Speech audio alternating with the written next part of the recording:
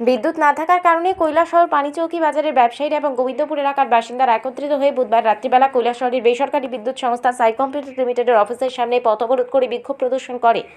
এই পথ অবরোধ করার ফলে রাস্তার দুপাশে আটকে পড়ে বহু যানবাহন থেকে শুরু করে পথচারীরা, যার ফলে যানজটের সৃষ্টি হয়। পাশাপাশি ঘটনার খবর পেয়ে ঘটনাস্থলে ছুটে আসে কৈলাসহর থানার বিশাল পুলিশ ও টিএসআর বাহিনী। অবরোধকারীরা সংবাদ মাধ্যমকে জানায়, গতকাল রাত্রিবেলা কোনো এক অজানা কারণে কৈলাসহর গোবিন্দপুর এলাকা এবং পানিচৌকি বাজার এলাকায় বিদ্যুৎ পরিষেবা সম্পূর্ণরূপে বন্ধ হয়ে যায়, যার কারণে পানীয় জলের তীব্রতর অভাব দেখা দিয়েছে। ওনারা বিদ্যুৎ দপ্তরের অফিসে জানানোর পরও কাজের কাজ কিছুই হয়নি, তাই এক প্রকার বাধ্য হয়ে ওনারা বুধবার রাত্রিবেলা বেসরকারি বিদ্যুৎ সংস্থা সাই কম্পিউটার লিমিটেডের অফিসের সামনে পথ অবরোধ করে বিক্ষোভ প্রদর্শন করে। কারেন্ট না থাকার কারণে আমরা তার সাথে যোগাযোগ করছি, কিন্তু তারা আমরা কোঅপারেট করছে না। আমরা ওইখানে সাই কম্পিউটারের কোনো আধিকারিক আসছিল না। তারা একটু সময় কথা কয়ে তারা গেছে এবং তারা কইছে আমরা যে আধা ঘন্টার ভিতরে তারা লাইন ঠিক করবো। এরপরে 2 ঘন্টা 2.5 ঘন্টা গেছে গিয়া, তারা কেউ নাই।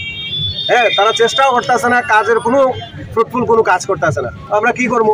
তারা তো আমরা ডিএম স্যার পর্যন্ত আপনারা কথা দিচ্ছে, ডিএম স্যারের সে কথা দিচ্ছে 10 মিনিটের কথা দিচ্ছে। আমরা এখানে 1.5 ঘন্টা 2 ঘন্টা আমরা সময় দিচ্ছি, কিন্তু তারা কোনো ইয়ে করছে না। কোন এলাকাতে নাই, কোন এলাকাতে ধরে না আয়ের যোগাযোগ করলে তারা হাসে উড়ায়। সাংঘাতিক অবস্থা, পুরো বাজারে নাই জল, নাই ওয়াটার ট্রিটমেন্ট প্ল্যান্ট চলতেছে না, জল নাই। আমরা খাইবো কিটা? বাজার জল নাই, 24 ঘন্টা হয়ে যেতেছে, যার কারণে আমরা এই রাস্তা অবরোধ করছি।